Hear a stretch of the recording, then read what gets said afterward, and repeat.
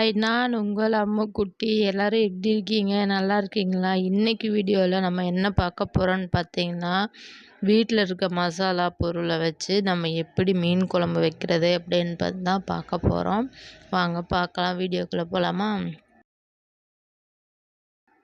எண்ணெய் ஊற்றிக்கணும்.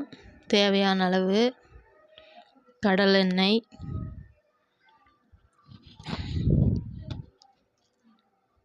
எண்ணெய் நல்லா சூடானதுக்கப்புறம் கடுகு போட்டுக்கணும்.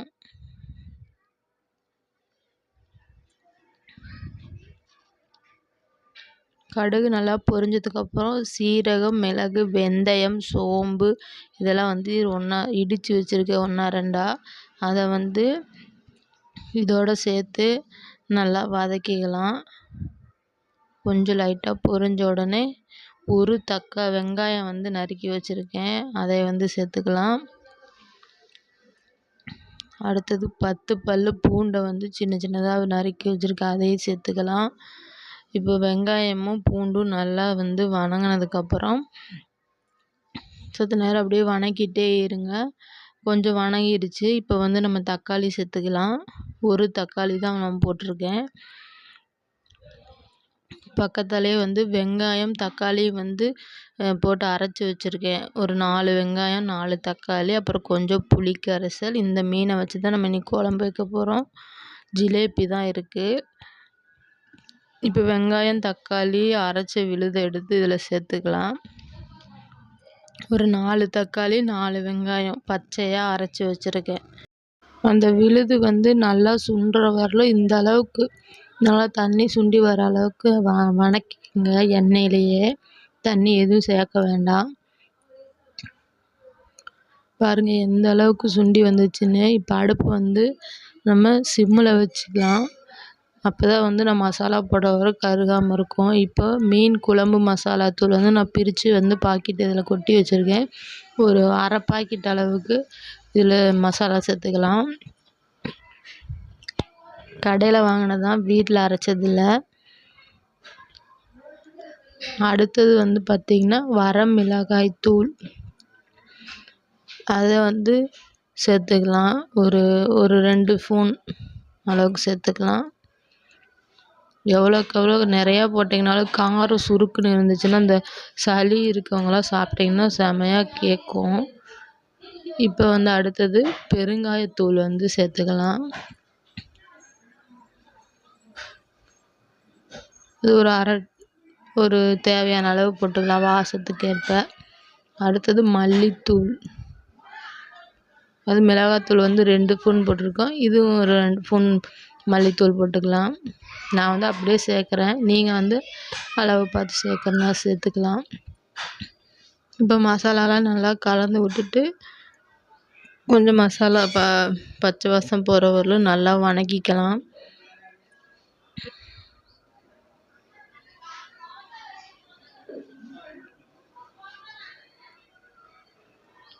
இப்போ கொஞ்சம் கொஞ்சமாக புளி தண்ணி சேர்த்து இது பண்ணிக்கணும்.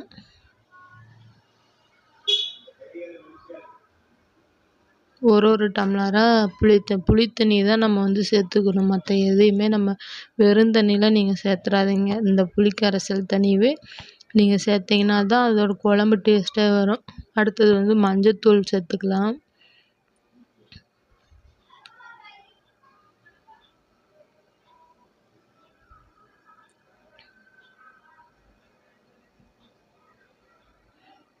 மஞ்சத்தூள் போட்டுட்டு நல்லா கிளறிக்கிட்டே இருக்கணுங்க. ஏன்னா அடி பிடிச்சிரும் மசாலா. நம்ம தண்ணி கம்மியாக பாருங்கள், மசாலாவும் தண்ணி எண்ணெய் எல்லாம் பிரிஞ்சு அவ்வளோ சூப்பராக எண்ணெய் மேலே தெரிகிற அளவுக்கு சுண்டிச்சு பாருங்கள். துளி கூட தண்ணி இல்லை. நான் கொஞ்சம் கொஞ்சமாக தண்ணி ஊற்றி தான் நான் இது பண்ண பாருங்கள். ஃபஸ்ட்டு எப்படி வெங்காயம் தக்காளி போடுறப்போ இருந்துச்சோ அந்த அளவுக்கு மறுபடியும் வந்துடுச்சு பாருங்கள். இந்த அளவுக்கு அந்த மசாலா இதுலேயே வெந்து வந்தால் தான் அதோட டேஸ்ட்டு வரும். இப்போ 2 எலுமிச்சம்பழம் அளவுக்கு புளி எடுத்து வச்சுருக்கேன், அதை கரைச்சி இதில் ஊற்றிக்கிட்டேன். ஃபுல்லாகவே புளி தண்ணியே ஊற்றிக்கணும். வெறும் தண்ணியெலாம் சேர்க்க வேண்டாம். அப்படியே நீங்கள் இன்னும் கொஞ்சம் எவ்வளோக்கு உங்களுக்கு தேவையோ அவ்வளோக்கு வச்சு நான் வந்து கொஞ்சம் தண்ணியாட்ட தான் வைக்கிறேன் இன்னைக்கு குழம்பு. உங்களுக்கு கெட்டியாக வேணும்னா நீங்கள் கம்மியாக ஊற்றிக்கலாம். எனக்கு வந்து தண்ணியாட்டம் இருந்தால் தான் பிடிக்கும். நிறையா சாப்பாடு போட்டு அப்படியே சொதம்ப ஊற்றி சாப்பிட்டு பாருங்களேன், செமையாக இருக்கும். இப்போ நல்லா வந்து அந்த தண்ணி கொஞ்சம் சுண்டி வரணும். பாருங்கள், இப்போ இந்த அளவுக்கு கொஞ்சம் கம்மியாக வந்துச்சு. அங்கே பாருங்கள் கோடு தெரியுதா? அந்த அளவுக்கு நல்லா சுண்டி வந்ததுக்கப்புறம் உப்பு தேவையான அளவு உப்பு போட்டுக்கலாம். கல் உப்பு தான் நான் சேர்த்துக்கிறேன்.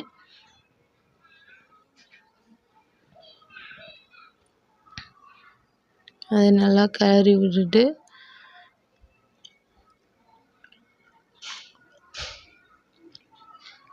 வீடியோ வந்து ஃபுல்லாக பாருங்கள், பாதியிலே ஸ்கிப் பண்ணிட்டு போயிடாதீங்க. இப்போ வந்து நம்ம மீன் சேர்த்துக்கலாம். கழுவி எடுத்து வச்சுருந்தேன் நான் மீன், ஜிலேபி தான் சேர்த்துக்கிறேன் நான். நீங்கள் எந்த மீன் வேணாலும் சேர்த்துக்கலாம். ஆனால் ஜிலேபி சாப்பிட்டிங்கன்னா ரொம்ப நல்லது. குழம்பு வந்து டேஸ்ட்டாக இருக்கும். அதுவும் இந்த பெருசாக இருக்க மீனை சாப்பிட்றத விட இந்த குட்டி குட்டியான ஜிலேபி இருக்கும் பாருங்களேன், இதோட ஒரு சைஸ் சின்னது, அந்த மீன்லாம் சாப்பிட்டிங்கன்னா அப்படியே அவ்வளோ சூப்பராக இருக்கும். குழம்பும் டேஸ்ட்டாக இருக்கும், மீன் அவ்வளோ சூப்பராக இருக்கும். இப்போ போட்டு மீனை ஃபுல்லாக போட்டாச்சு. நல்லா வந்து தட்டை போட்டு மூடி வச்சிடணும். மீன் வெந்து வரலாம். நல்லா மீன் வேகட்டும். பாருங்கள், மீன் வெந்துருச்சு. மீன் வேகிறது எப்படி தெரியுதுன்னா, கரண்டி விட்டுல கலக்கணும்னு அவசியம் இல்லை. அங்கே பாருங்கள், அந்த மீனில் கண் வெளியே வந்துருச்சா, அந்த மாதிரி வந்தாவே போதும், மீன் வெந்துருச்சுன்னு அர்த்தம். இப்போ டேஸ்ட் பண்ணி பார்க்கலாம் எப்படி இருக்குன்னு.